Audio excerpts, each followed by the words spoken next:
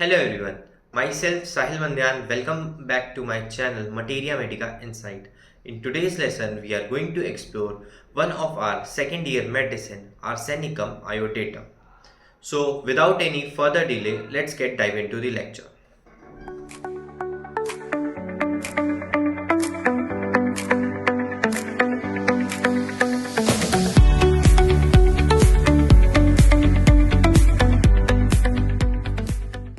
Arsenic iodatum, इसका common name क्या है? Iodide of arsenic.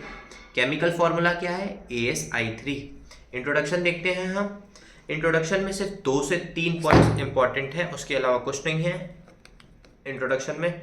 तो मैं सबसे पहले आप लोग को रीड कर लेता हूँ, उसके बाद मैं एक्सप्लेन करता हूँ जैसा कि हम करते हैं। The medicine was originally used by doctor H Nankivell on analogical grounds in case of phthisis. अब ये थाइसिस क्या होता है? थाइसिस एक वास्टिंग डिजीज है, ठीक है, जिसमें पेशेंट जो होता है बहुत ज़्यादा पतला होने लगता है, इमेसिएशन की तरफ जाता है, ठीक है। It has had a short independent proving and symptoms observed on patient have increased the pathogenesis. In arsenic iode, it is more closely resembles with the arsenic than those of iodum. See, पूरे introduction में हमें क्या देखने को मिल रहा है कि ये जो आर्सेनिक आयोडम है, ये सबसे पहले यूज़ किसने करी थी? मेरे साथ आप लोग याद करने की कोशिश करेंगे। डॉक्टर एच नैनकीवेल ने सबसे पहले इसे यूज़ करी थी। थाइसिस की कंडीशन में इस मेडिसिन को हम सोच सकते हैं। थाइसिस के साथ साथ हम रेस्पिरेटरी सिस्टम पर ये बहुत अच्छा काम करती है। रेस्पिरेटरी सिस्टम पर ये मेडिसिन बहुत अच्छा काम करती है, ठीक है। अब हम देखते हैं, हम बात कर रहे थे कि ये एक शॉर्ट मेडिसिन है। इसकी अगर हम इंडिपेंडेंट ड्रग प्रूविंग करेंगे तो हमें क्या देखने को मिलेगा? जो भी सिम्टम्स पेशेंट पे देखने को मिलेंगे उसमें क्या होगा? पैथोजेनेसिस इंक्रीज हो जाएगी, पैथोजेनेसिस इंक्रीज हो जाएगी। और आर्सेनिक आयोडम दो मेडिसिन का एक कॉम्बिनेशन है, कॉम्बिनेशन हम कह सकते हैं। और इसमें जो कॉम्बिनेशन है आर्सेनिक की तरफ मोर क्लोजली रिजेंबल्स करता है देन डोज ऑफ आयोडम, ठीक है। आर्सेनिक आयोडम, आर्सेनिक एल्बम एक फर्स्ट ईयर की रेमेडी है, फर्स्ट ईयर के कोर्स में है, और आयोडम मोस्ट प्रोबेबली थर्ड ईयर में है। सो अब हम क्लिनिकल्स की तरफ बढ़ते हैं। किस किस केस में हम आर्सेनिक आयोडाइटम सोच सकते हैं? अंजाइना पेक्टोरिस के केस में। अंजाइना पेक्टोरिस क्या होता है? हम सबको पता है अंजाइना पेक्टोरिस, हमने 12th क्लास में देखा हुआ है। अंजाइना पेक्टोरिस हार्ट का पेन होता है। होता क्यों है? जस्ट बिकॉज ऑफ हार्ट की मसल को प्रॉपर ब्लड सप्लाई नहीं मिल पाती है। हार्ट की मसल्स को प्रॉपर ब्लड सप्लाई नहीं मिल पाती, उस वजह से हार्ट में pain. Breast tumour means breast में कैंसर का डेवलपमेंट अभी हम आगे देखेंगे गाइडिंग सिम्टम में। Bronchitis, inflammation of bronchi. अब यहाँ से हमें सारे रेस्पिरेटरी सिम्टम्स देखने को मिलेंगे। कैंसर कैटेर, कैंसर कैटेर क्या होता है? सबसे पहले मैं आपको कैटेर बता दूं क्या होता है। Thick mucus, excessive thick mucus, मतलब बहुत ज़्यादा म्यूकस वो एक्यूमुलेट हो जाता है अपर एयरवेज में, अपर एयरवेज में, ठीक है। नॉस्ट्रल से लेकर नेजोफेरिंग्स तक, फेरिंग्स, हम फेरिंग्स ही अभी बात करते हैं, वहाँ पे क्या होता है? कंजेशन हो जाता है। कैटेर के केस में क्या होता है? कंजेशन हो जाता है, बिल्कुल नोज ब्रीदिंग नहीं हो पाएगी। क्यों? क्योंकि वहाँ पे म्यूकस का एक्यूमुलेशन हो गया है। कैटेर इसे कहते हैं। अब कैंसर कैटेर क्या होता है? वहाँ पे कैटेर के साथ साथ ट्यूमर का डेवलपमेंट हो जाना, उसे हम कहते हैं कैंसर कैटेर। कंजम्पशन क्या होता है? Consumption also known as TB. क्या? ट्यूबरकुलोसिस। ट्यूबरकुलोसिस क्या है? एक टाइप का एक बैक्टीरियल इन्फेक्शन है जो कि रेस्पिरेटरी सिस्टम्स पे अफेक्ट करता है। इसमें कौन कौन से सिम्टम्स हमें जनरली देखने को मिल सकते हैं? फीवर देखने को मिल सकता है, वेट कफ देखने को मिल सकता है, एंड मैनी मोर, ठीक है। डेबिलिटी क्या होती है? डेबिलिटी एसिटिक एसिड में बहुत आई थी डेबिलिटी। इनफैक्ट एसिटिक एसिड में नहीं, बहुत सारे के सारे एसिड में डेबिलिटी और प्रोस्ट्रेशन वेल मार्क्ड होती हैं। वहाँ पे हमने देखा था डेबिलिटी क्या होती है? वीकनेस होती है। डायरिया। एपिथेलियोमा, एपिथेलियोमा क्या होता है? एपिथेलियोमा का मतलब होता है एबनॉर्मल ग्रोथ या ट्यूमर का डेवलपमेंट। एक्जिमा, एक्जेमा क्या है? एक स्किन डिसऑर्डर है जिसमें क्या होती है, स्किन कैसी हो जाती है, स्किन कैसी हो जाएगी, ड्राई, ईची, इन्फ्लेम्ड स्किन हमें देखने को मिलेगी एक्जेमा के केस में, ठीक है। Hay fever, heart affection of heart से रिलेटेड डिसऑर्डर, डिरेंजमेंट, जो भी डिजीज है वो हमें देखने को मिलेगी। लेरेंजाइटिस, इन्फ्लामेशन ऑफ लेरिंग्स होता है, ठीक है। Liver affection of otorrhoea, pneumonia, psoriasis, syphilis. C, इनमें से अब आपको ओटोरिया का मतलब मैं बता दूं, external, why is it not working, external ear canal से क्या होता है, फ्लूइड कम्स आउट, ठीक है। ये आप लोग ज़रूर लिख लें, फ्लूइड कम्स आउट, अपनी अपनी कॉपी में भी आप लोग लिखते भी रहे, सुनते भी रहे। अब न्यूमोनिया का है, फिर से रेस्पिरेटरी डिजीज है, सोरासिस स्किन की है, और साइफिलिस क्या है, सेक्सुअली ट्रांसमिटेड इन्फेक्शन है, और ये क्यूरेबल है, ठीक है, क्यूरेबल बैक्टीरियल इन्फेक्शन। अभी तक हमने क्लिनिकल्स में क्या क्या देखा, अंजाइना पेक्टोरिस देखा, ओटोरिया देखा, निमोनिया देखा, साइफिलिस देखा, हार्ट अफेक्शन देखा, हे फीवर देखा, बहुत सारी चीज़ें हमने देख ली हैं। हमें मिनिमम 5 to 6 क्लिनिकल्स तो याद होने ही चाहिए आंसर शीट में लिखने के लिए, 5 to 6, उससे कम नहीं होने चाहिए, ठीक है। तो उसमें हमने बहुत सारे ही हमने डिस्कस कर दिए हैं। और अब हम आते हैं हमारे स्फीयर ऑफ एक्शन पे कि कहाँ कहाँ पे एक्ट करेगी। अब हमें क्लिनिकल देख के ये समझ में आ रहा है कि ये स्किन पे एक्ट करनी चाहिए, ठीक है, रेस्पिरेटरी सिस्टम पे एक्ट करनी चाहिए। अब हम देखते हैं कहाँ करती है। Specially it act upon the mucus membrane of respiratory tract, ठीक है, सबसे पहले रेस्पिरेटरी ट्रैक्ट आ गया, स्किन, ठीक है, ये भी आ गया। अब हम देखते हैं हार्ट में हो रही थी तो अंजाइना पेक्टोरिस हो रहा था, तो हार्ट पे भी एक्ट करती है, also act upon the heart and glands, और डाइजेस्टिव ट्रैक्ट पर भी एक्ट करती है, ठीक है। तो ये एक्ट कहाँ कहाँ पर करती है, रेस्पिरेटरी सिस्टम पर, स्किन पर, हार्ट पर, तभी वो अंजाइना कॉज कर रही थी, और ग्लैंड्स पर और डाइजेस्टिव ट्रैक्ट पर, तभी डायरिया की सिचुएशन हमें देखने को मिल रही थी। कॉन्स्टिट्यूशन की बात करें, कॉन्स्टिट्यूशन में कोई भी इसका पर्टिकुलर कॉन्स्टिट्यूशन नहीं है। पेशेंट में फिजिकल मेकअप को देख करके हम उसको मेडिसिन प्रिस्क्राइब नहीं कर सकते, ठीक है, हमें सिम्टम्स ही सिमिलिमम ही मिलाना होगा। नो पर्टिकुलर लुक और physical makeup is present in arsenic iod, no particular, कोई भी ऐसा नहीं दिया हुआ है इसमें फिजिकल मेकअप के बारे में। Relation with hot and cold, sensitive to hot and cold, ठीक है। पेशेंट ना ही हॉट होता है, मतलब ना ही हॉट होता है, ना ही चिली होता है। मियाज्म क्या देखने को मिलेगा, सोरो और सिफिलिस हमें देखने को मिलेगा। डायथेसिस क्या होगा, ट्यूबरकुलर डायथेसिस होगी। कैसे डायथेसिस होगी, ट्यूबरकुलर डायथेसिस होगी। अब हम आते हैं गाइडिंग सिम्टम्स पे। सी, इस मेडिसिन के लिए मैंने कोई भी इमेज जनरेट नहीं करी है आप लोगों के लिए, जो कि मैं करता था एक विजुअल रिप्रेजेंटेशन के लिए, बट मेरे पास इस बार भी एक शॉर्ट ट्रिक है, बहुत ही सिंपल और बहुत ही इजी शॉर्ट ट्रिक है, जिससे कि आप ये सारे के सारे गाइडिंग सिम्टम्स बहुत ईजिली याद कर पाएंगे। तो हम स्टार्ट करते हैं। सबसे पहले मैं आप लोग को एक बार सारे गाइडिंग सिम्टम्स बता दूंगा कि इसमें क्या क्या चीज़ें होती हैं। एक बार मैं आपको ऐसे वर्बली बता देता हूँ, फिर उसके बाद हम शॉर्ट ट्रिक से देखेंगे, ठीक है। डिस्चार्जेस हमें देखने को मिलेंगे, कैसे होंगे discharges, irritating, corrosive, profuse, greenish yellow. Profuse मतलब बहुत ज़्यादा क्वांटिटी में होंगी, कोरोसिव मतलब जहाँ पे भी ये डिस्चार्जेस स्किन पर आएंगी वो कोरोड कर देगी, मतलब स्किन को छील देगी, ऐसे उसके डिस्चार्जेस होंगे। आप लोग भी मेरे साथ साथ याद करते जाए।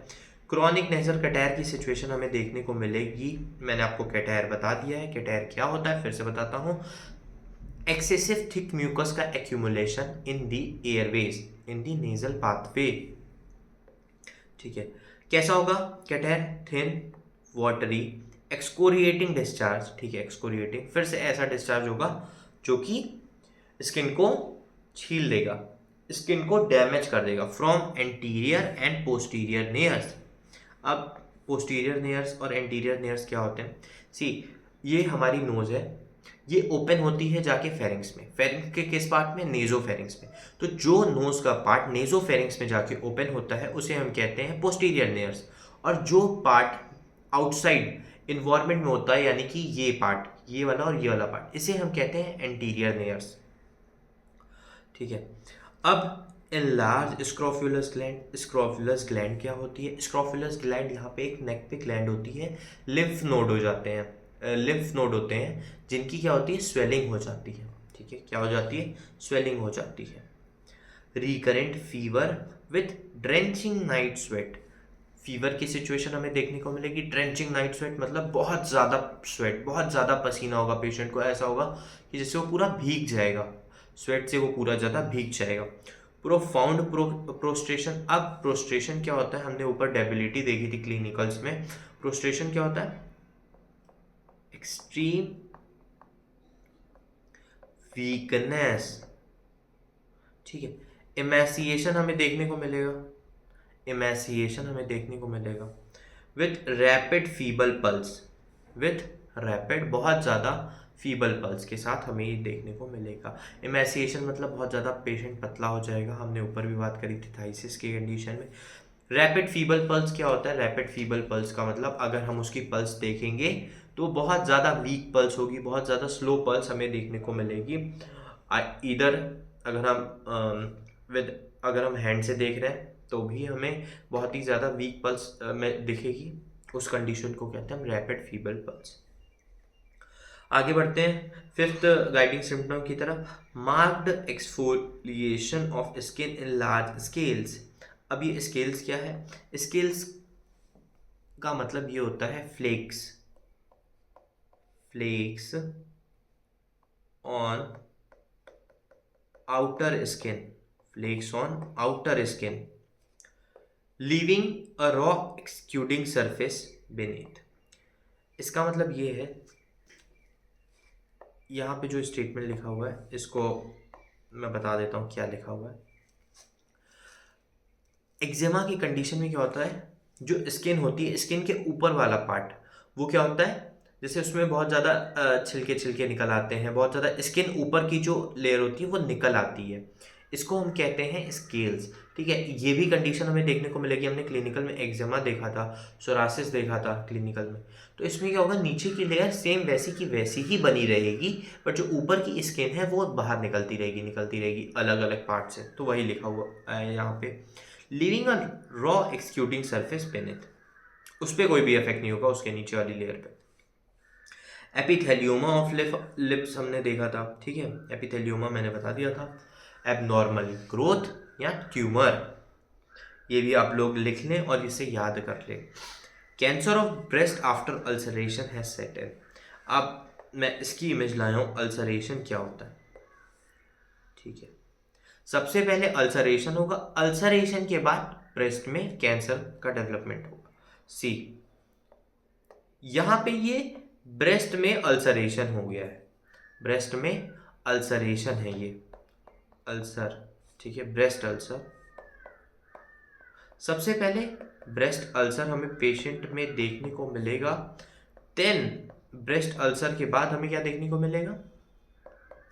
कैंसर हमें देखने को मिलेगा, ठीक है। आगे देखते हैं। Mind, there is anxiety and irritability during all complaints. जितनी भी कंप्लेंट्स हमने अभी तक देखी सब में हमें एंजाइटी, इरिटेबिलिटी देखने को मिलेगी ही मिलेगी। और ये बहुत बेसिक सी चीज़ है कि अगर पेशेंट किसी चीज़ से परेशान है, किसी चीज़ से कोई डिजीज़ से सफ़र कर रहा है तो वो इरिटेबल हो जाता है, एंजाइटी में हो जाता है, ठीक है। कोई भी नॉर्मल डिजीज़ हो, कोई भी नॉर्मल दिक्कत हो, उसमें पेशेंट क्या सा एंजाइटी में हो जाता है, इरिटेबल हो जाता है बहुत ज़्यादा।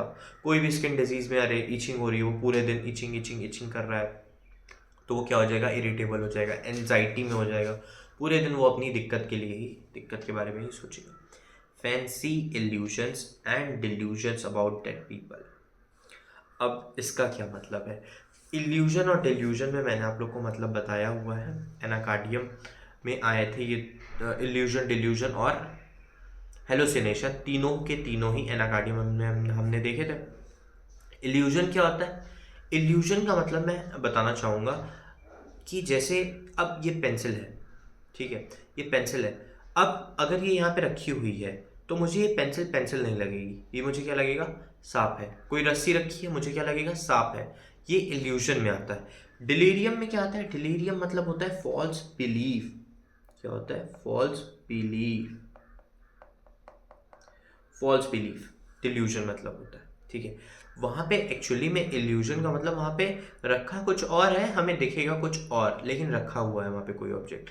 लेट सपोज कि कभी कभी हमारे साथ भी होता है कि कोई रस्सी रखी होती है, हमें क्या लगता है, अरे ये क्या है, इसको बहुत ध्यान से दिखते तो फिर रस्सी होती है। तो ऐसा इल्यूजन उसको बहुत रैंडम रैंडम होगा। कैसा इल्यूजन होगा? डेड पीपल का इल्यूजन होगा उसे। डिल्यूजन क्या होता है? False belief. Delusion false belief होता है। इसका मतलब क्या होता है? सी, अब आप अब आप किसी के लिए फॉल्स बिलीफ बना लेते हैं। लेट सपोज कि आपका कोई फ्रेंड है, वो क्या करता है? बहुत ज़्यादा पढ़ाई करता है। वो बहुत ज़्यादा पढ़ाई करता है, वो आपको सारी चीज़ें बताता है वो जो पढ़ता है, लेकिन आपको क्या लगता है? वो मुझे कुछ नहीं बता रहा है, वो झूठ बोल रहा है। ऐसी सारी चीज़ें जनरली आती हैं, ठीक है। तो ये होता है फॉल्स बिलीफ बना लेना किसी पर्सन के लिए।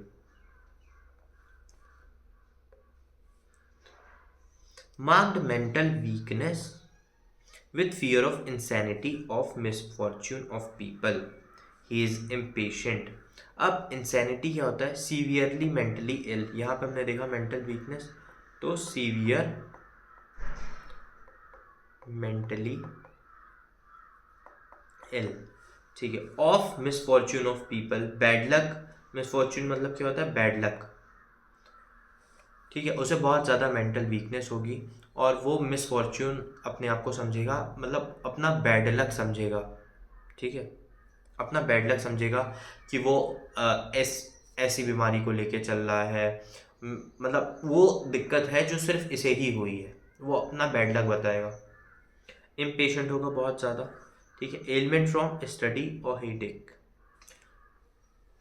ठीक है। उसकी दिक्कत स्टार्ट कहाँ से होगी? उसको दिक्कत होगी क्यों? एलिमेंट, उसकी दिक्कत बढ़ेगी कैसे? वो एलिमेंट होता है, ठीक है।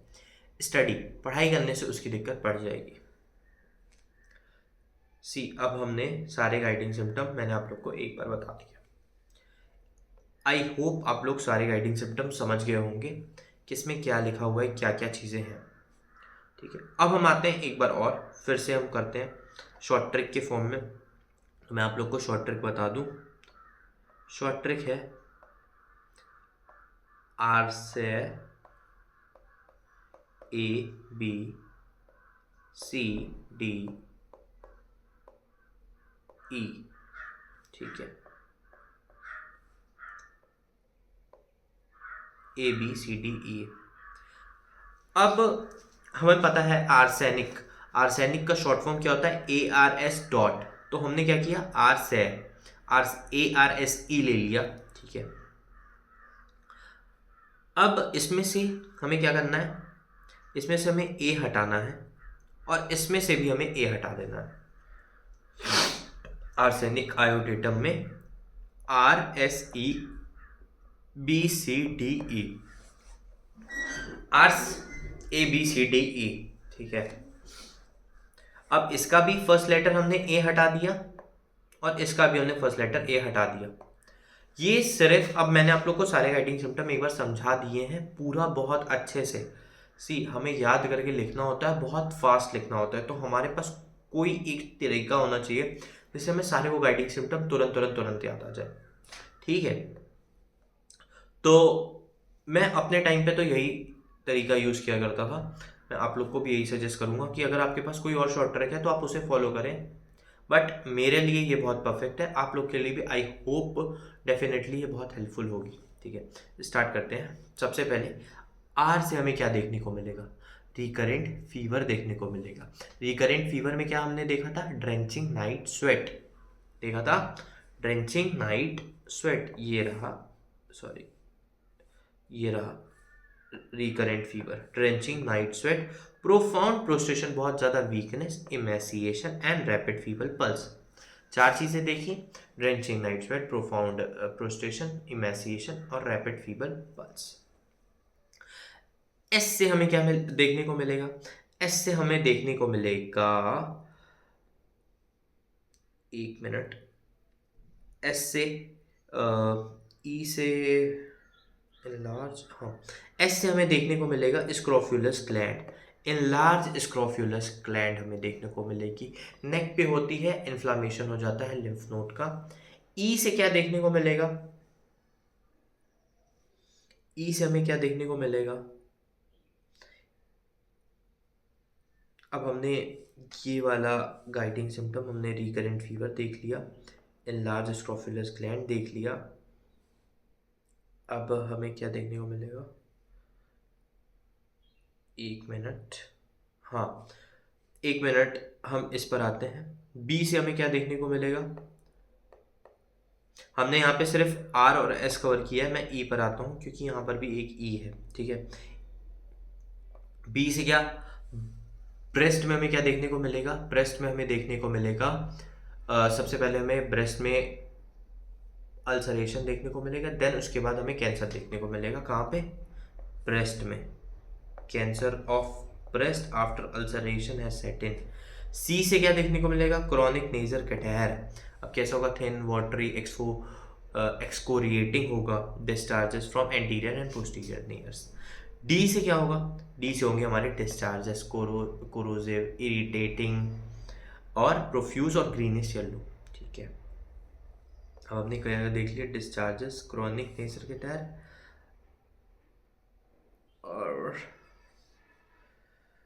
ये वाला सिम्टम भी देख लिया हमने, स्किन भी देख ली है हमने एस से।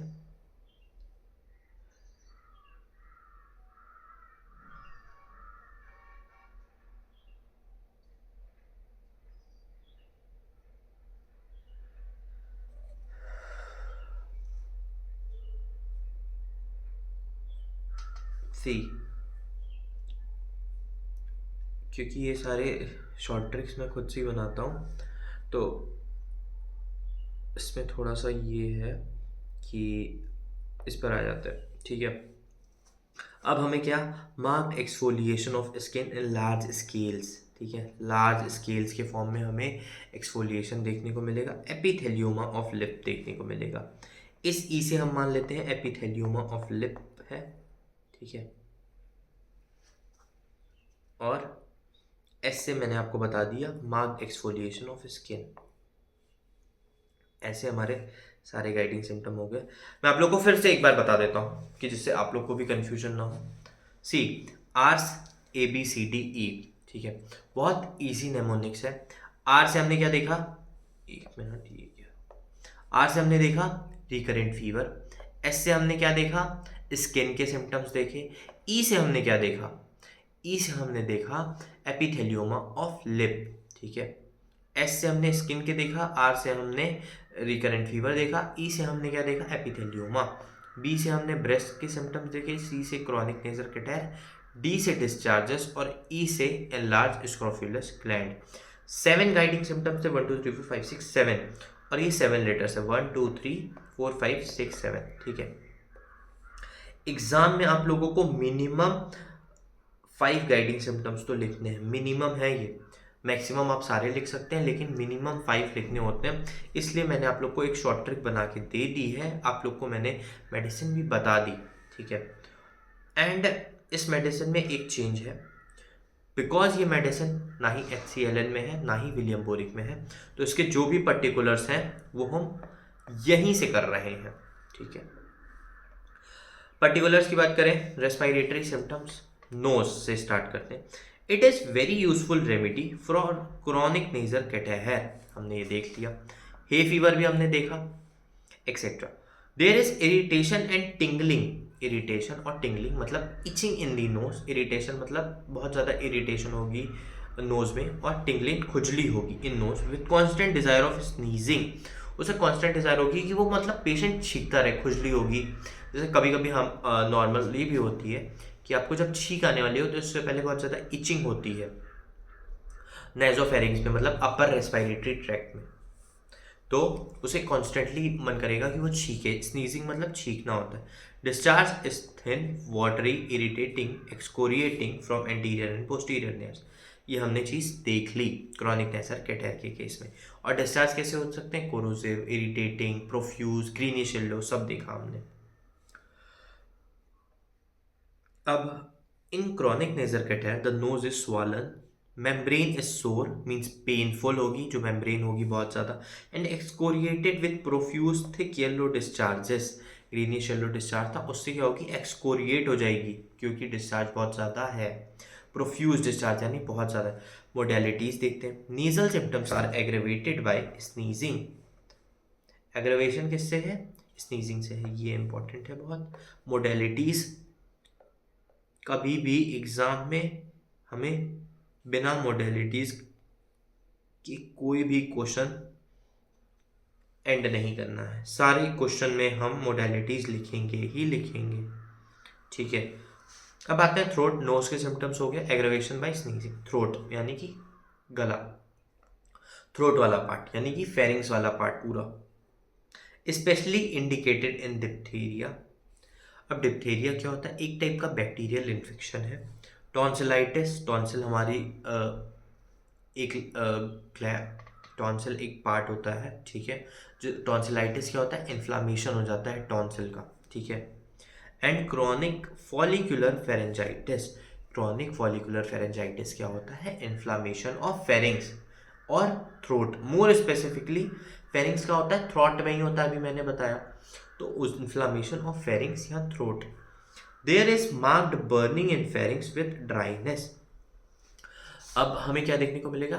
ड्राइनेस देखने को मिलेगी, बहुत ज़्यादा ड्राइनेस हमें देखने को मिलेगी फेरिंग्स में, और बर्निंग भी देखने को मिलेगी। क्या क्या देखने को मिलेगा? मार्क कर दूँ, बर्निंग और ड्राइनेस।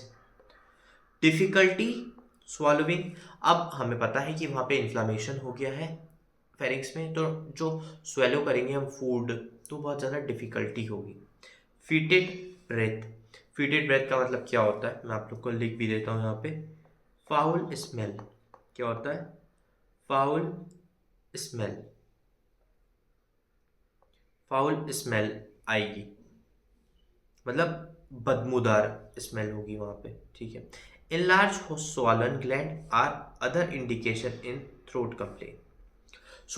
इनलार्ज स्वॉलन ग्लैंड होगी, वहाँ पे जो भी ग्लैंड्स हैं, टॉन्सिलाइटिस भी स्वॉलन थी और ये भी स्वॉलन ग्लैंड्स होंगी वहाँ पे। Other indication in throat complaints. Chest की बात करें, ड्राई हैकिंग कफ।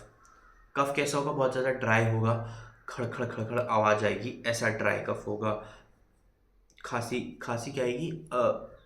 ऐसी खांसी होगी, कफ ऐसा होगा कि आवाज़ आएगी खड़खड़ खड़खड़। जब भी पेशेंट आपके सामने आएगा तो आपको पता चल जाएगा कि ये ड्राई कफ का पेशेंट है। With little expectoration. एक्सपेक्टोरेशन कैसा था? बहुत कम सा स्पूटम रिलीज, मतलब प्रोड्यूस हो रहा है, तो स्पूटम मतलब बलगम। Cough is also loose croup. इसका मतलब क्रूप का मतलब क्या होता है? कि infection of upper respiratory tract, ठीक है। Suffocating and spasmodic. Expectoration is copious greenish yellow and purulent. अब एक्सपेक्टोरेशन कैसा होगा? ग्रीनिश येलो, हमने ऊपर भी देखा था डिस्चार्ज में, बहुत ज़्यादा होगा। कोपियस मतलब क्या होता है? बहुत ज़्यादा होगा। प्यूरिलेंट क्या होता है? पस प्रेजेंट होगा उसमें। क्या प्रेजेंट होगा? प्यूरिलेंट मतलब प्रेजेंस ऑफ पस। प्यूरिलेंट का मतलब क्या होता है मैं बता दूं, बहुत जगह आएगा अभी आगे यहाँ पे इसमें।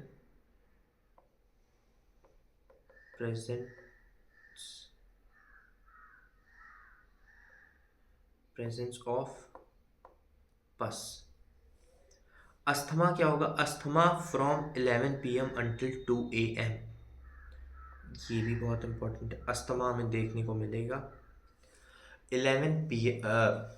11 PM से अंटिल 2 AM, यानी कि रात का टाइम, ठीक है, जब वो पेशेंट सोने जाएगा तब। It indicated in tuberculosis. It is indicated in tuberculosis, हमने देख लिया, कंजम्पशन लिखा था वहाँ क्लिनिकल में, बैक्टीरियल इन्फेक्शन होता है। There is horse. होर्स मतलब खड़खड़ाहट, जैसे हमने अभी बात करी, खड़खड़ खड़खड़ आवाज आएगी। रैकिंग कफ विथ प्रोफ्यूज मतलब बहुत ज़्यादा। प्यूरिलेंट एक्सपेक्टोरेशन, प्यूरिलेंट का मतलब क्या होता है, प्रेजेंस ऑफ पस। डेबिलिटी देखने को मिलेगी, मीन्स वीकनेस। इमेसिएशन मतलब पेशेंट बहुत पतला हो जाएगा। Tendency to diarrhoea and fever with night sweat are present. Modalities सबसे इंपॉर्टेंट चीज़, हमने मोडेलिटीज ऊपर कैसे देखी थी, यहाँ पे मोडेलिटीज हमने देखी थी स्नीजिंग से थी, स्नीजिंग से। अब यहाँ मोडेलिटीज कैसी, aggravation from motion, talking in warm room.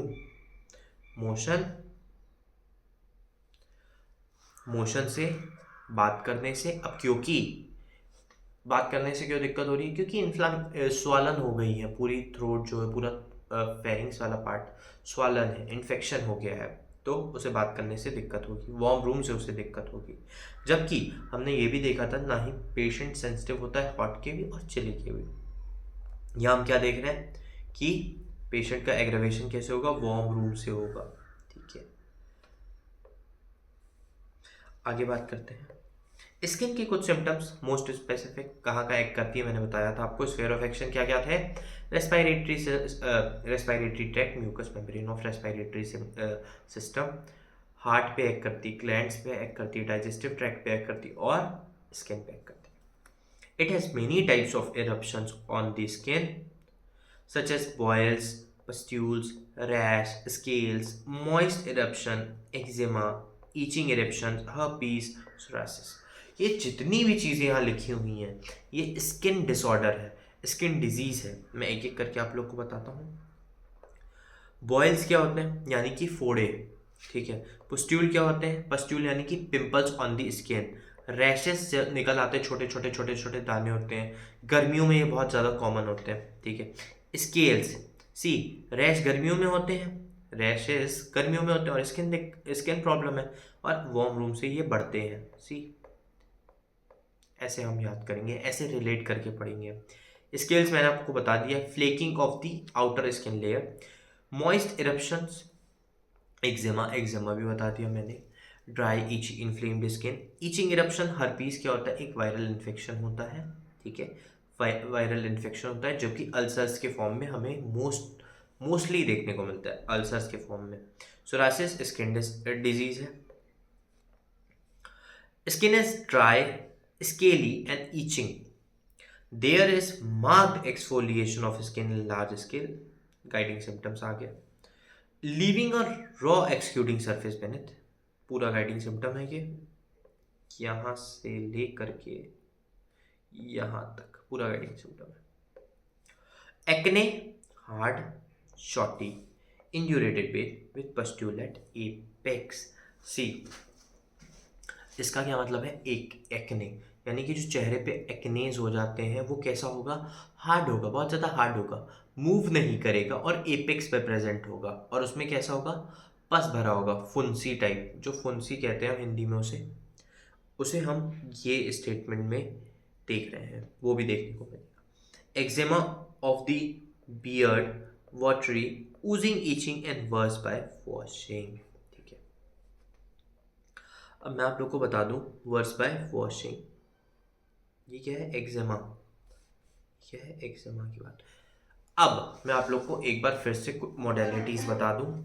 सबसे पहले नॉर्मल मोडेलिटीज़ जो लिखी हुई है क्या क्या है, मोशन से, टॉकिंग से, और मोशन से, टॉकिंग से, और वार्म रूम से हमें एग्रेवेशन देखने को मिलेगा। और हमने क्या देखा, अस्थमा देखा हमने 11 PM से 2 AM तक। ठीक है, एक्जिमा देखा जस्ट अभी हमने, वॉशिंग से वो एग्रेवेट कर रहा था। और मोडेलिटीज़ क्या थी, नेजल सिम्टम्स स्नीजिंग से इंक्रीज करेंगे। सारी मोडेलिटीज, सारी इंपॉर्टेंट चीज़ें मैंने रेड बॉक्स में कर दी हैं, जिससे आप लोग को ईजी हो चीज़ें याद करने में।